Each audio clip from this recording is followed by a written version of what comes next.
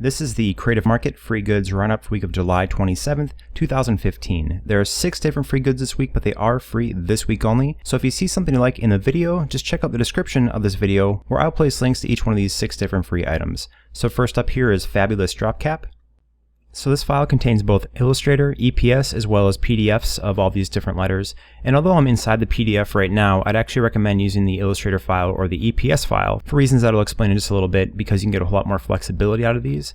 So each one of these letters, it has all letters of the English alphabet included, has a specific design, just like this one right here. But also more importantly, something to think about is that not only are there letters, but then in the backgrounds, there's some pretty cool textures as well as supporting elements that you can ungroup and then use on their own once you're inside the Illustrator or EPS files. So when you're looking at this, don't think of just the letters on their own, which are actually all really well done just by themselves. So of course, all these elements can be used just as their own as a standard drop cap, or you can even combine multiple letters to spell out a word if that's something you want to do. But also think about all these textures, like the texture inside of this particular G letter right here is a really cool one, and it's also vector if you open up the Illustrator or EPS. So that's certainly an added bonus with this file, that this is actually an extremely versatile file, as long as you think about it as more than just the letters that are shown, but you have to think about all the supporting elements and all the different graphical elements that are around the letters themselves as well. So for that reason, this pack is really an incredible thing to pick up, especially for free, because you have so much stuff going on. And just looking at this background pattern right here, it's really interesting, and I think they could have sold just the backgrounds and all the textures of these different drop cap letters on their own if that's something they wanted to do, but they added a whole lot more by also including all these custom letters. So I'm just going to very quickly go through the remaining letters here so you can get a good idea of what to expect. So pay attention to the letters as well as all the textures and supporting elements and frames, all that fun stuff that's included with these. I think this pack should keep people busy for quite a while, as you can tell right here, there is a lot of stuff to pick from and choose from, as I'm not even done scrolling through all these different letters quite yet. But that's about it for this pack. Hopefully you thought it was as cool as I do. This is a definite recommendation for me. So if you liked what you saw when I scrolled through all these different letters, be sure to pick this pack up this week. Next up is SimpleApp App Landing Page. So this is a simple one-page website theme designed around the idea of selling an app. Although if you don't want to sell an app and you want to show off something different, I think conveying that idea should also be super easy to do, but it does have different things like cell phones and whatnot included in here that will make it super easy if that's what you want to do. But if you want to show off a specific product, just flop out these images for something you find more appropriate and you should be pretty good to go. And this is just an HTML and CSS theme, so it's not using a CMS like, let's say, WordPress, so you don't have to worry about dealing with that if that's something you actually don't like using. And also with this, it is fully responsive, so it should look good on no matter what kind of device you happen to be looking at it on. So that's certainly a really big plus. So this is just a one-page simple theme right here. If I scroll down to the bottom, what you see right here is what you get. If you were to add more content, obviously this would continue scrolling down further and further. Up at the top here, there is a navigation where if you click on it, it'll just go down to those specific areas. So even though we're not covering a lot of distance here, that is a nice feature as well. So up at the top here, there's a nice buy now button with a large call to action, a spot to call out different features, as well as a few different options if you're offering multiple different versions of a particular product. Right here, it's called testimonials, but this could also be a place to show off team members if you want to do it that way instead. And at the very bottom right here, it's actually a very cool integrated map. And one of the coolest features on this particular theme, in my opinion, is this little Contact Us tab at the bottom, which has an animation as you open it up. And then it's kind of a 5-stage little thing right here as you scroll in all the different information that you have. So as you can tell, if I can type, I cannot type. It just continues going on as you enter in all your different information here. So this is actually a pretty unique way of handling a form. I've actually not seen a form handled quite like this previously. So I think that's kind of a cool way of doing it. So anyways, a nice, simple, and straightforward theme that I think works extremely well. It conveys the idea of what it's trying to do very quickly, and it doesn't have a whole lot of fluff. So if you're looking for something nice and straightforward and that just gets to the point, then this theme might be something you want to check into getting. If you do want to pick up this theme though, just be sure to do it this week while it's still free. Next up is Texture Pack Volume 3. This pack is provided in Photoshop file format, and the image size of the entire canvas, if I go to image and then image size, is 3600 by 5400 pixels, although the individual texture files do vary a little bit as they are inside these folders and then kind of live within this larger document. So there's 3 different folders. There's sandpaper, mesh, and sponge. So I'll go into the sandpaper one first here and turn on each one of these different 5 examples. I'll also zoom in just a little bit closer so you can get a better idea of how these look up close. So there is a pretty nice selection of different textures inside this pack because there are those 3 different sections. that give you a little bit more versatility than a texture pack that's all about one specific thing. But as you can see here, these textures aren't like super dense, so they should be able to have a nice and subtle appearance when applied to your particular object that you want a little bit more texture on. I'm just going to go to the mesh folder right here. So there's two different examples for mesh. There's a one on the top and then the one right below it. I'll zoom in a little bit closer on this so you can get a better idea of how these look. And as you can tell, these are nice and contrasty, so they should knock out of items very well, and you won't have to worry about weird artifacts or stuff like that, since these are very crisp and clear black and white. And I'll just zoom out back here once again. And the last folder here is sponges, which is 21 different sponges to pick from in total, so a whole lot of them. They're all pretty small in their nature as far as their size goes, but it should be pretty good as far as at least overlaying multiple ones of these sponges, or if you want to take this on like a letter by letter basis, or perhaps on specific silhouettes if you want to start overlaying these, that's certainly an option you could do. I think you might get some really interesting effects as you start overlaying several of these different textures on top of each other, because each one of them is pretty unique in its look. This one right down here, that actually looks like a fingerprint or something, so that's kind of a neat little side effect right there. But that's it for this pack. A ton of textures to choose from in 3 different categories, which are the sponges, the sandpaper, as well as the mesh. So if you thought that these might be useful, just be sure to grab this pack this week while it's still free. Next up we have Santa Cruz Wood Texture Pack.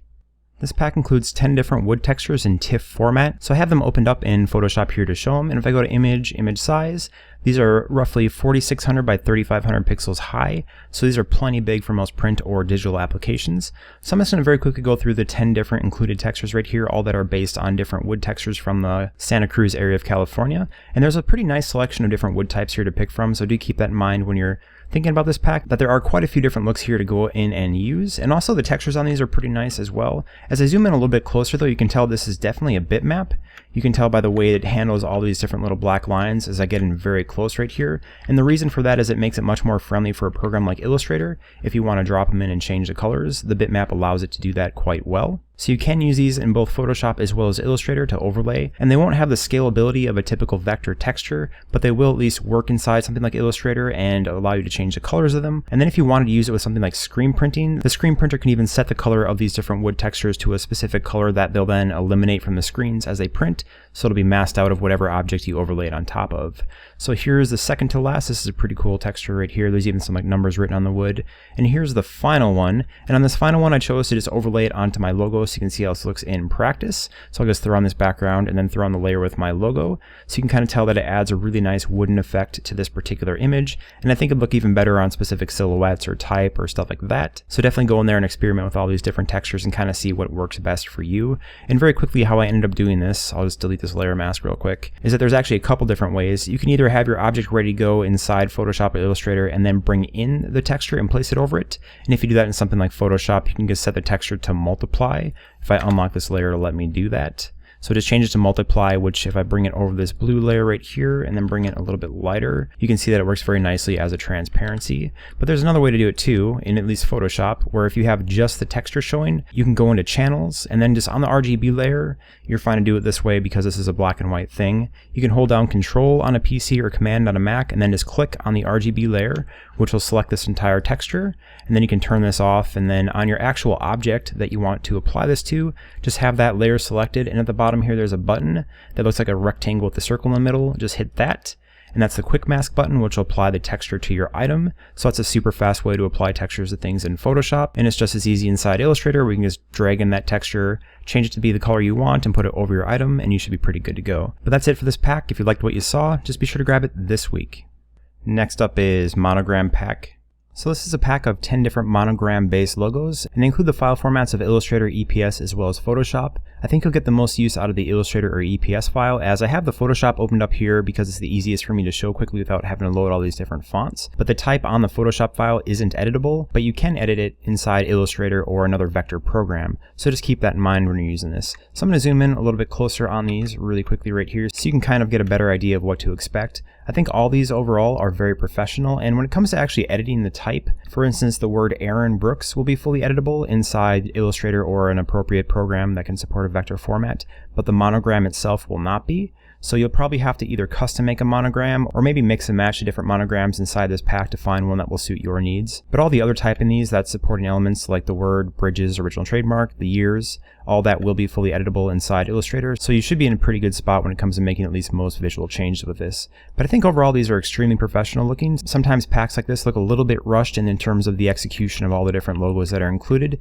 but I don't think that's the case here. It looks like quite a bit of time was spent making sure these look very professional. I think this one right here is probably my favorite of the bunch because it has a really nice flow and all these different graphical elements, as well as the monogram up at the top here, just work very nicely together. But that's it for this pack. If you like what you saw, just be sure to pick it up this week while it's still free. And last up here is Maxim Script.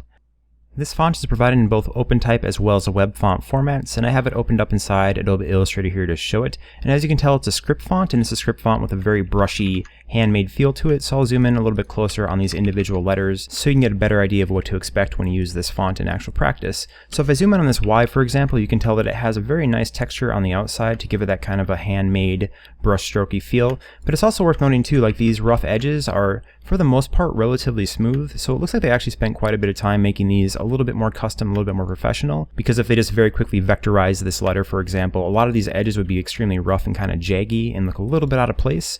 But that definitely doesn't seem to be the case with this particular font, so that's kind of a nice thing to see as well. I'll just zoom out a little bit more and go through the remaining lowercase letters. And right here are the uppercase letters, and it's kind of worth noting with the uppercase letters, in general, they tend to be a lot more distressed than the lowercase letters. So as you're writing out different words, kind of pay attention to that and make sure that everything flows nice and well. But all these have quite a bit of style. They're all very well written on their own, and then I think the actual distressing to make it look like it's been handmade or drawn by a brush, for example, was also handled very well. So I'm going to go down to here where I have the numbers 1 through 0 typed up, just so you can see that all those are included. And there are a bunch of different special characters included as well. If I highlight this and then go to type and then glyphs here near the top, you can see everything that's included on this particular set. So there's a little bit of a gap here. I don't know what causes that, where there's just random white gaps.